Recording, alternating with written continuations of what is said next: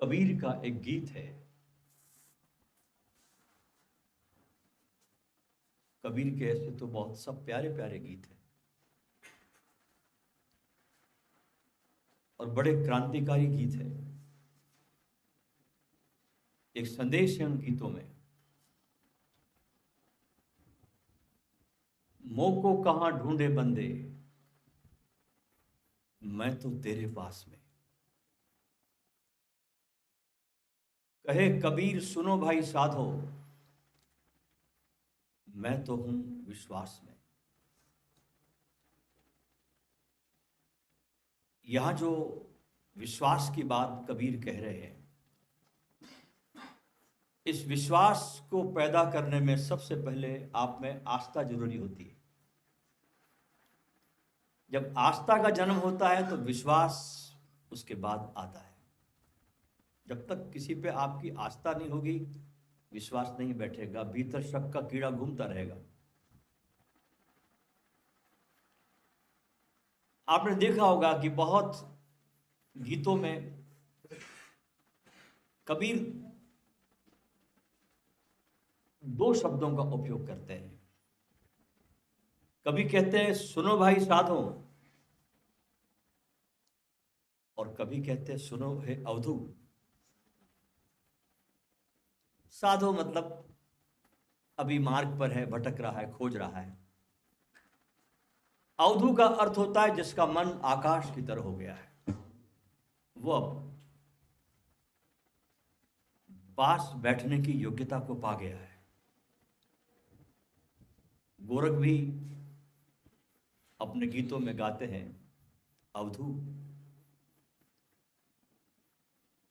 कहे गोरख सुनो हो अवधू, ये शब्द बार बार आता है गोरख की वाणी में। तो साधो और अवधू बड़ा अंतर है। आस्था जब जन्म लेती है हमारे भीतर, तभी विश्वास का जन्म होता है। और एक बार विश्वास आ जाए, भरोसा आ जाए, तो उसके बाद भक्ति का जन्म होता है। ऐसी भक्ति पैदा नहीं हो जाती कि तुम गए मंदिर में बजाने लगे घंटी और तुम बोलोगे भक्त हो गए। ये तीन चरण है, विश्वास, आस्था और फिर भक्ति। और जब भक्ति आ जाती है तो तुम्हारा तन, तुम्हारा मन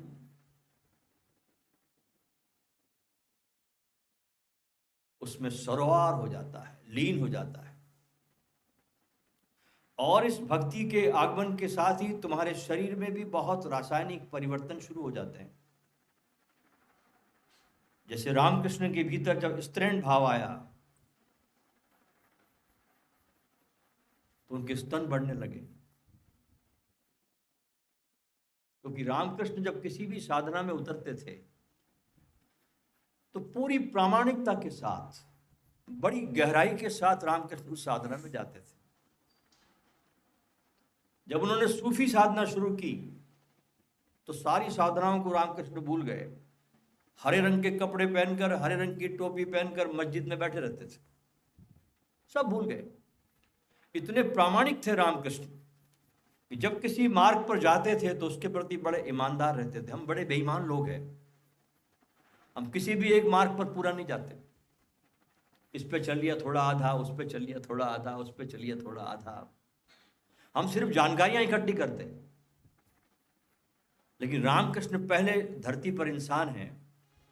शायद इतने प्रयोग किसी बुद्ध ने नहीं किए जो रामकृष्ण ने किए।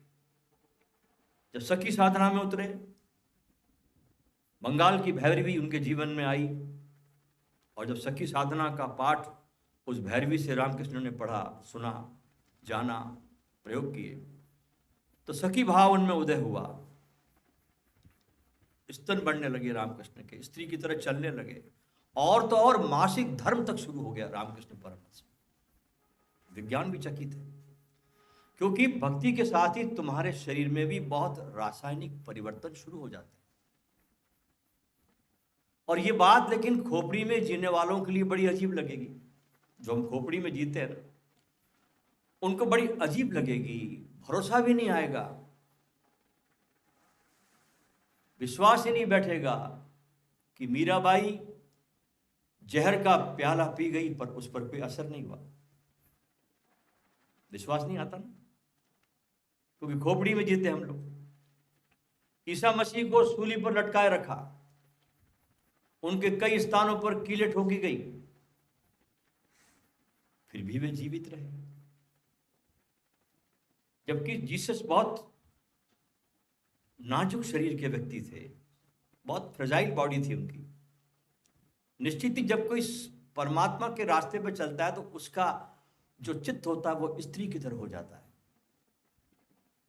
बिना स्त्री के हुए तुम परमात्मा को नहीं पा सकते। कोई पुरुष है हिंसक, वो परमात्मा की तरफ खोजने भी जाता है तो हिंसा की तरह जाता है, पाके रहूंगा, ये करके रहूंगा, ये साधना करूंगा, ये करूंगा, वो करूंगा। ये हिंसक प्रवृत्ति है पुरुष की। स्त्री कहती मैं तो प्रतीक्षा करूंगी, इंतजार करूंगी, और उसी इंतजार की अवस्था में भक्त परमात्मा को पा लेता है। परमात्मा को प्राप्त करने के लिए तुम्हें ध्यान रखना, अपने संसार को, अपने काम धाम को छोड़ने की कोई भी आवश्यकता नहीं है। पहली बात, जो लोग तुमको शिक्षाएं देते हैं कि संसार को छोड़ दो, त्याग करो, वे बहुत दो कौड़ी के लोग हैं। क्योंकि संसार में ही परमात्मा है। परमात्मा संसार को छोड़ के और जाएगा कहां?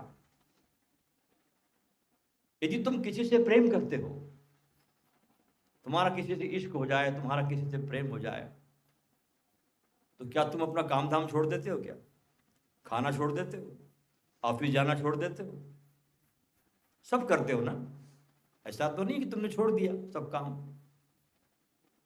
क्योंकि प्रेम जो है वो चेतना का विषय है, और इस प्रेम को करने में बहुत होश की जरूरत पड़ती है। क्योंकि जरा भी आप डगमगाए,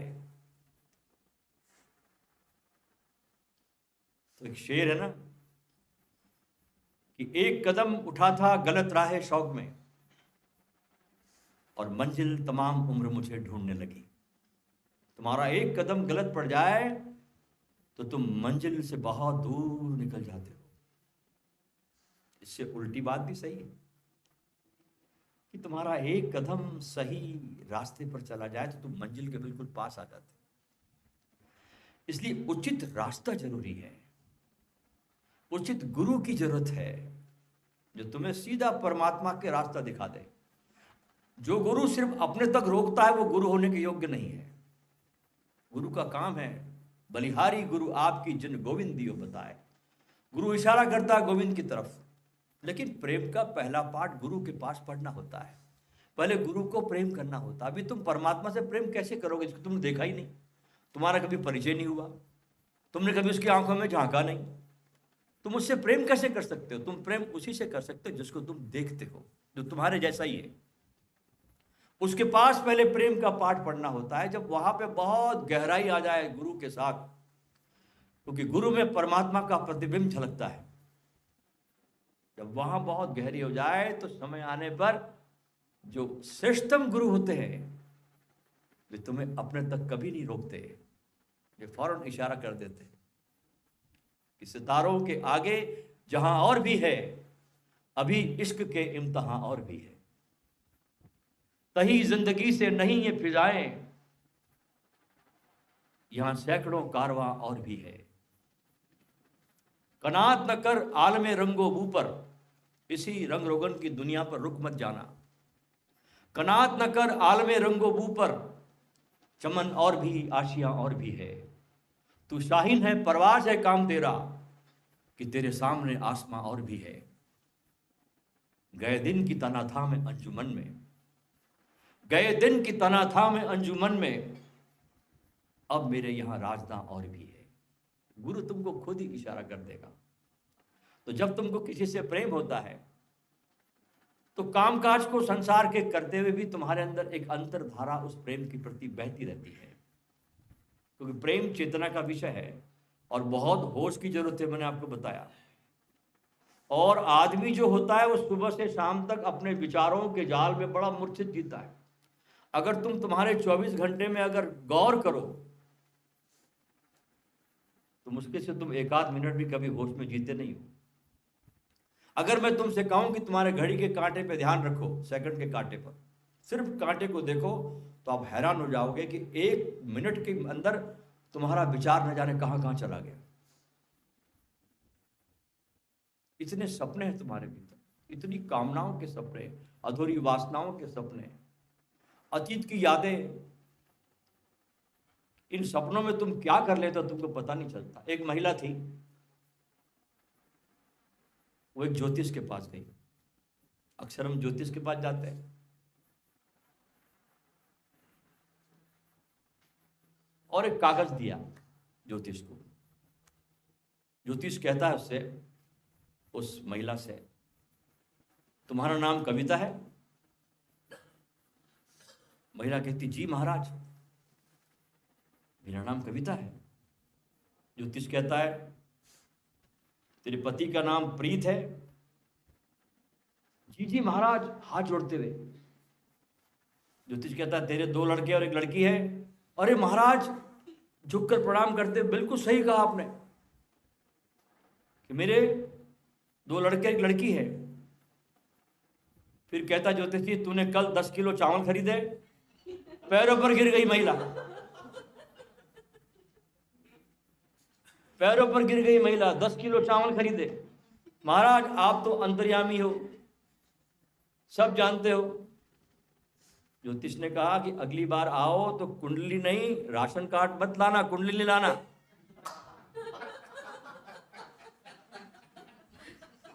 उसने राशन कार्ड पकड़ा दिया ज्योतिष, पकड़ाना था कुंडली और पकड़ा दिया राशन कार्ड।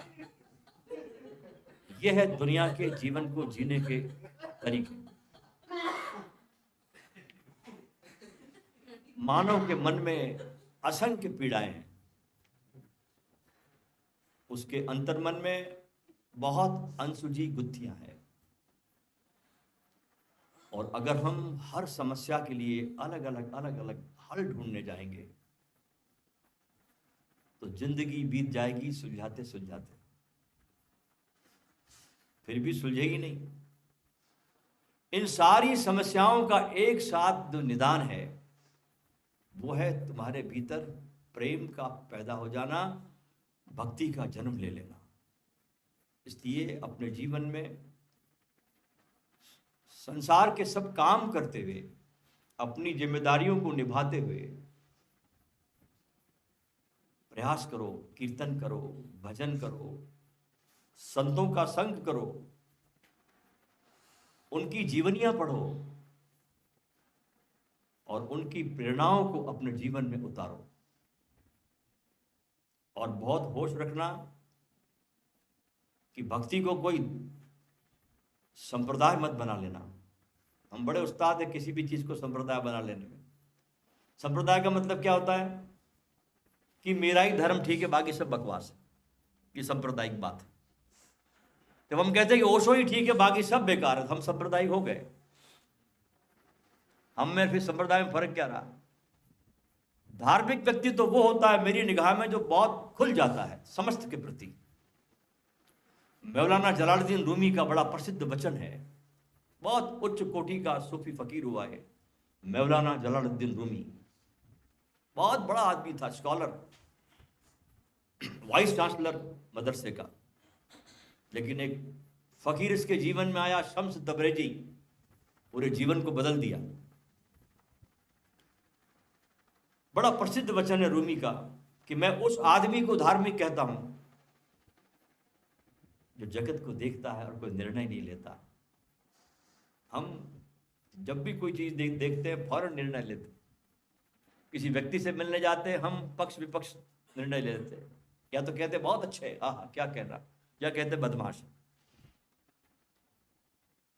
हम निर्णय लेने में उस्ताद हैं। तो इसलिए संप्रदाय मत बना लेना। कोशिश करो, प्रयास करो, अपनी प्यास को और जगाओ, उसको और आग दो, क्योंकि हर अच्छी घटना को समय लगता है। वृक्ष में कांटे तो बहुत पहले आ जाते हैं, लेकिन फूलों को आने में वक्त लगता है, कांटे जल्दी आ जाते हैं। और महत्व की बात है कि भक्ति जो है वो बुद्धि विलास की वस्तु नहीं है, ये तुम्हारे जीवन का पूरा रूपांतरण है। इसलिए तर्क वितर्क से बचना। हम तर्क वितर्क बहुत करते हैं, सुनते भी बहुत हैं,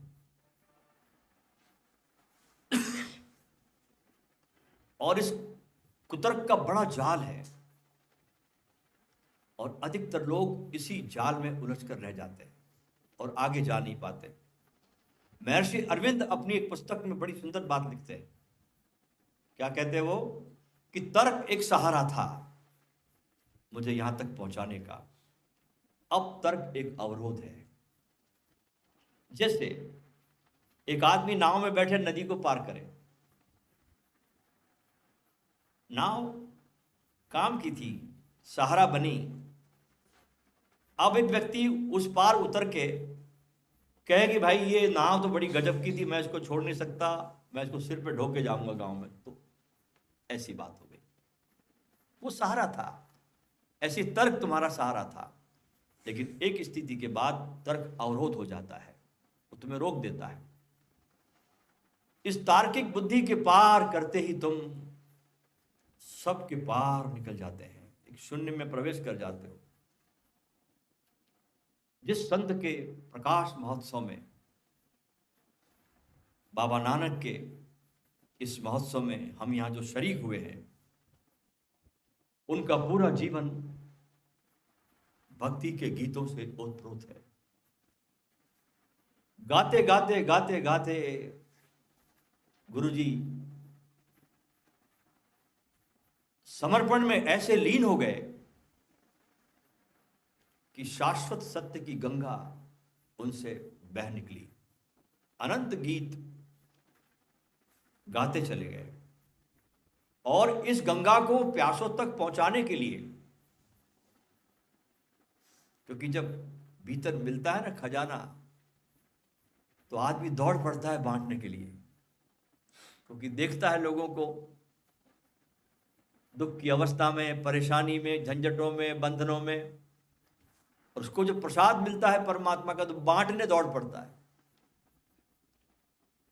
तो गंगा जब बही नानक से, परमात्मा की गंगा का जब अवतरण हुआ और बहने लगी गीतों में, तो प्यासों तक पहुंचाने के लिए बाबा नानक ने उस समय 28,000 किलोमीटर की पैदल यात्राएं की। शायद उससे अधिक की भी यात्रा हो सकती है। पैदल की जाने वाली यात्रा का श्रम आप देख सकते हैं, कितना श्रम किया बाबा नानक ने। उनका एक बड़ा प्रसिद्ध वचन है, जो बोले सो निहाल सत्य श्री अकाल। ये हम सब सुनते हैं, जो बोले सो निहाल सत्य श्री अकाल। अर्थ क्या हो गया?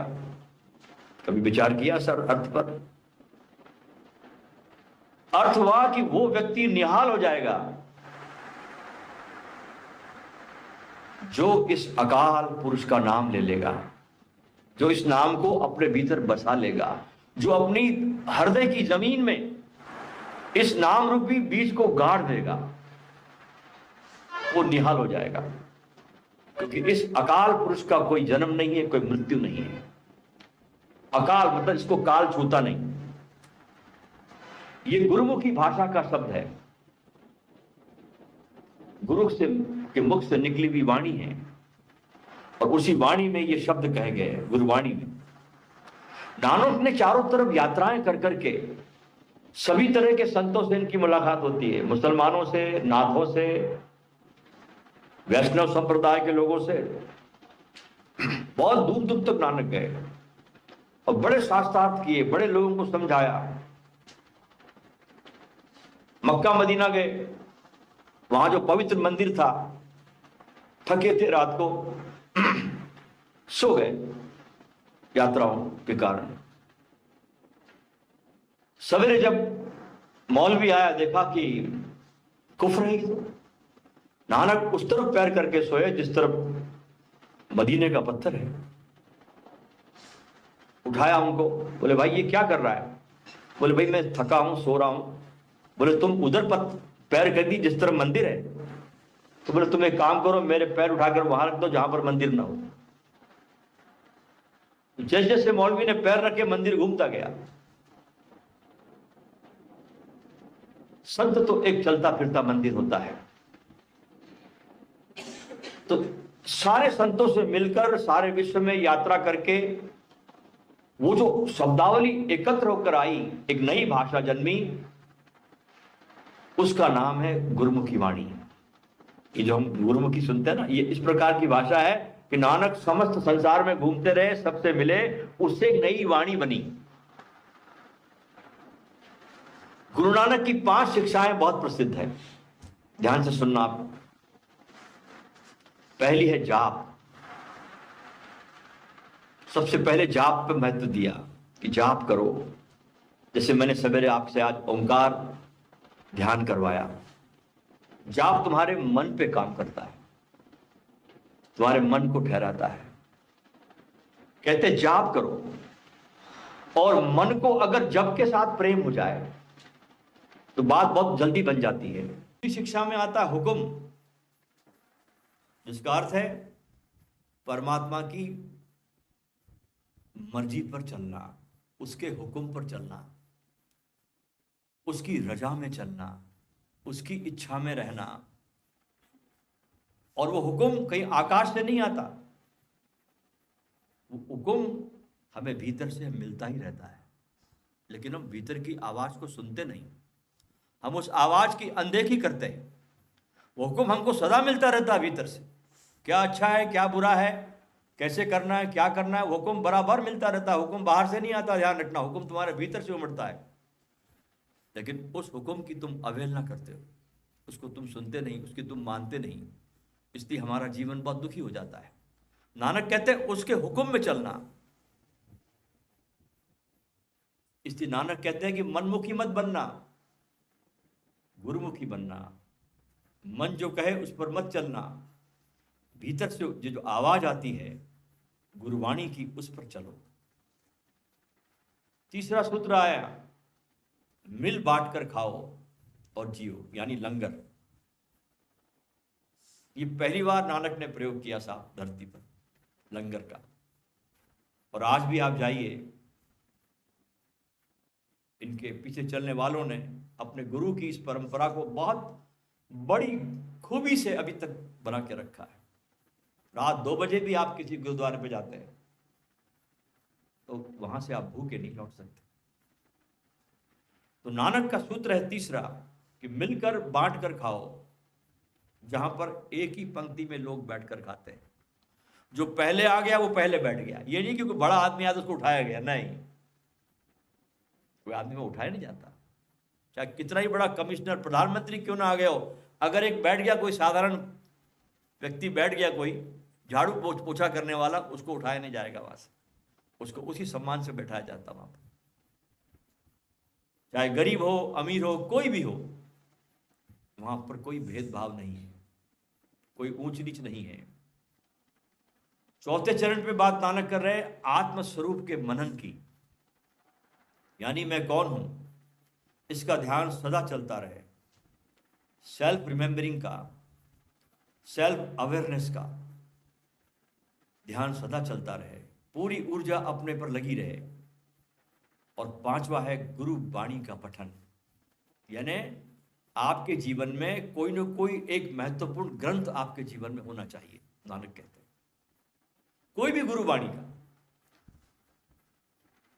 गुरुवाणी का ग्रंथ आपके जीवन में जरूर होना चाहिए, जो आपके जीवन का आधार बन सकता हो।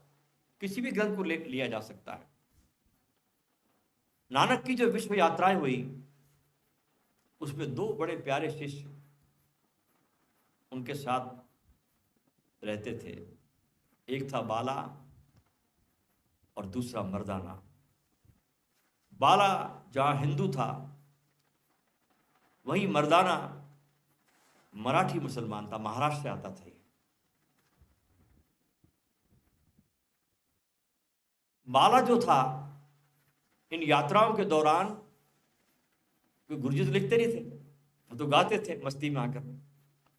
तो बाला इन यात्राओं के दौरान गुरुजी के वचनों को लिखता था, लिपिबद्ध करता था। और इसने गुरुजी की यात्राओं को बड़े सुंदर ढंग से लिखा भी है,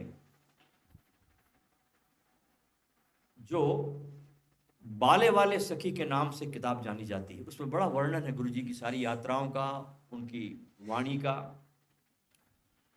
और मर्दाना जो था वो एक विशेष वाद्य रबाब बजाता था। बाला लिखता, लिपिबद्ध करता गुरुजी की वाणी को, और मर्दाना रबाब बजाया करते थे, स्वर देते थे उन गीतों को।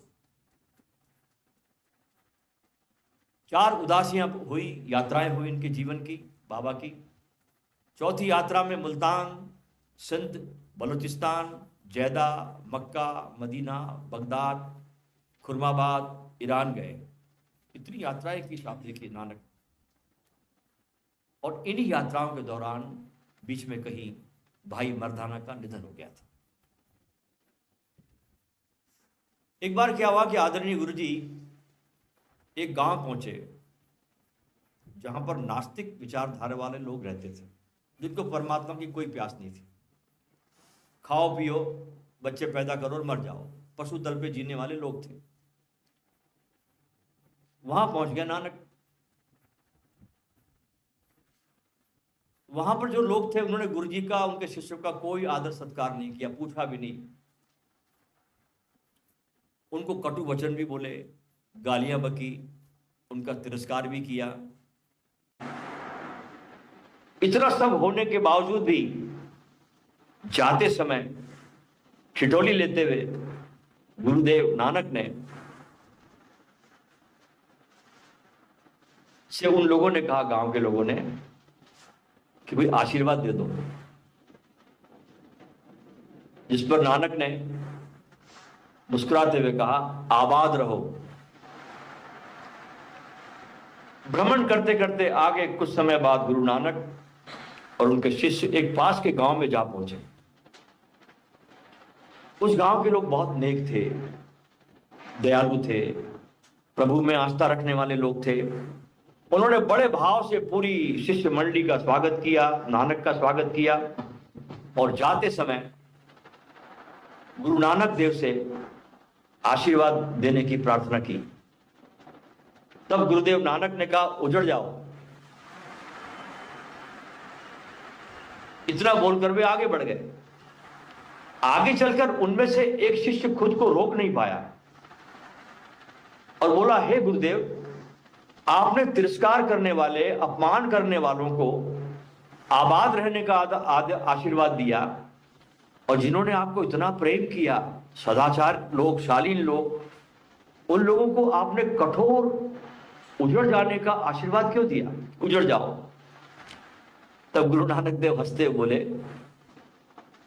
सज्जन लोग उजड़ने पर जहां भी जाएंगे वहां पर अपनी सज्जनता से अच्छा वातावरण बनाएंगे, अपनी खुशबू को वहां फैलाएंगे सज्जन लोग। परंतु दुष्ट और दुर्जन लोग जहां भी विचरण करेगा वहां अपने आचार विचार से सारे वातावरण को दूषित करेगा। इस प्रयोजन से मैंने उन्हें वहीं आबाद रहने का आशीर्वाद दिया कि तुम यहीं पे टिकना। नानक कहते हैं कि जब बादल से जल बरसता है तो सब जगह समान बरसता है, वहां पक्षपात नहीं है। लेकिन पानी ठहरता टिकता वही है जो नीचे का क्षेत्र है, क्योंकि ऊपर अहंकार होता है। इसलिए कृपा का पानी बरसने के बावजूद वहां टिकता नहीं है। कृपा चाहिए तो झुकना होता है। एक बार क्या हुआ,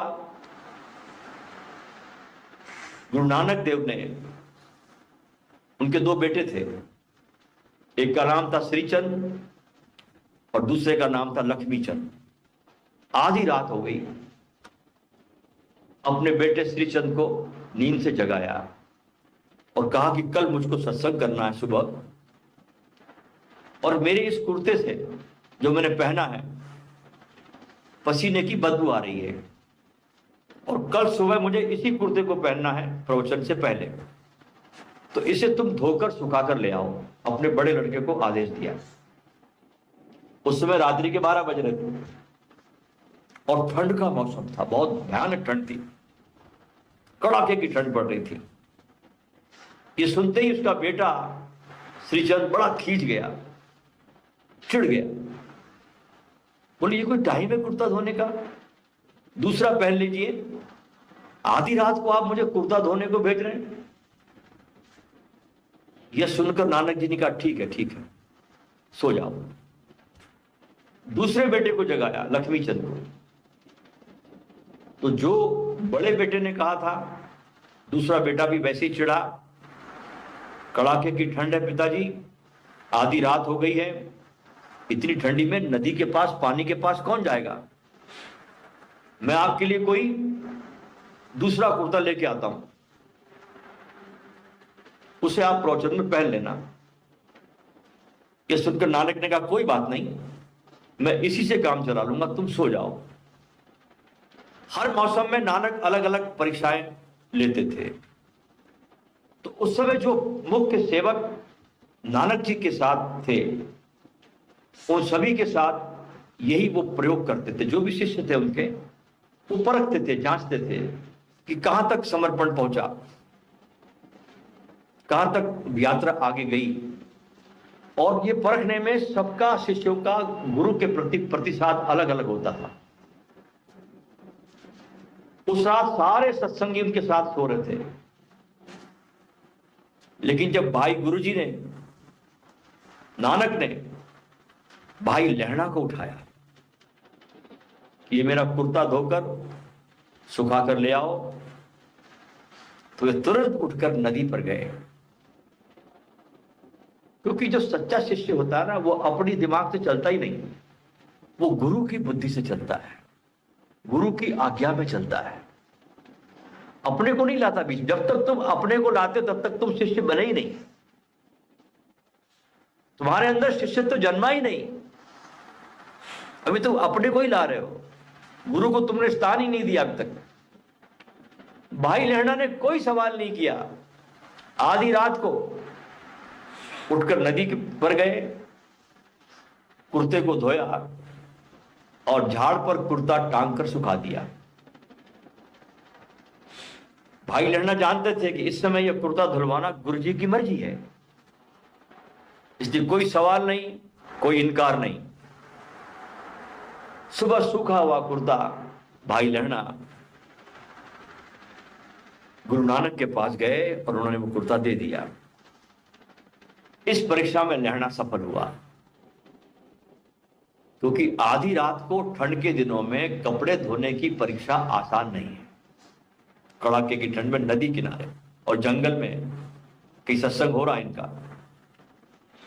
दूसरा कोई लहणा की जगह शिष्य होता, काम तो जरूर करता, लेकिन कपड़े धोते धोते बहुत कुड़ता, चिढ़ता, शायद मन ही मन गुरुजी को गालियां भी देता, कुड़ के। फिर लगता है कि 60 की अवस्था आकर इस बुढ़ा सटिया गया है, गालियां भी बकता गुरु को मन के मन में। लेकिन भाई लहणा ने इस गुरु की आज्ञा को सौभाग्य में बदल दिया कि उनकी साधना पूरी रात इतनी ठंड में आनंद से चलती रही। देखिए कैसा पॉजिटिव रूप से लिया लहणा ने इस घटना को, क्योंकि कुर्ता धोना सुखाना ये साधना करने जैसा था। कुर्ता धोया, कुर्ता झाड़ पे लटकाया, सूख रहा था और उनका ध्यान चल रहा था, क्योंकि ऐसे वातावरण में कभी लहणा ने ध्यान नहीं किया। आधी रात को उठ करके आकाश के नीचे चांदनी रात, तारों का टिमटिमाता प्रकाश, ठंडी ठंडी हवाओं का चलना, नदी का कलकल नाद, पूरा सन्नाटा, और उस पर गुरु की सेवा का सौभाग्य। कोई बिरला इस अवसर को पाता है। यह सौभाग्य मिला भाई लहणा को, और ये अवसर को पाकर उस रात भाई लहणा की समाधि लग गई। को इतना प्रकृति के पास गुरु आज्ञा में डूब जाना और उसमें ठहर जाना। लेकिन ध्यान रखना, कोई कोई योग्य शिष्य ही इस सेवा को पाता है, अन्यथा लोग अक्सर गुरुओं को चूक जाते हैं, और जो बहुत नजदीक रहते हैं वो ज्यादा चूक जाते हैं। ध्यान रखना, क्योंकि तुमको तुम्हारी तरह शरीर वाला गुरु दिखता है, उठता बैठता, तुम्हारे साथ चलता, मुस्कुराता, तुम सोचते हो उसमें हमारे में कुछ फर्क तो कुछ भी नहीं है। इसलिए जीवित सदगुरु के साथ रहना सबसे कठिन बात है। एक मरे हुए गुरु के साथ रहने में कोई कठिनाई नहीं है, क्योंकि वहां तुम महत्वपूर्ण हो। ऐसे अद्भुत है हमारे नानक, मस्तिष्क से चाहोगे तो नानक को समझ नहीं पाओगे आप। हृदय को खुला रखना, तो ही नानक की ऊर्जा तुमको रोमांचित कर देगी। मस्तिष्क के समझने की बात ही नहीं है। बड़ी करुणा और बड़ी सहजता है नानक में, बड़ी दया है। और ध्यान रखना कि नानक कहीं गए नहीं है, क्योंकि अकाल पुरुष कभी मरता नहीं है, काल इसको छूता नहीं है। वे कहीं नहीं गए, वे अभी और यही है। काश तुम थोड़ा पिघल सको।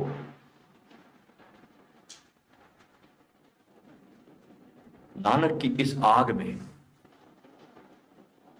मेरी तरफ से तो पूरी तैयारी है।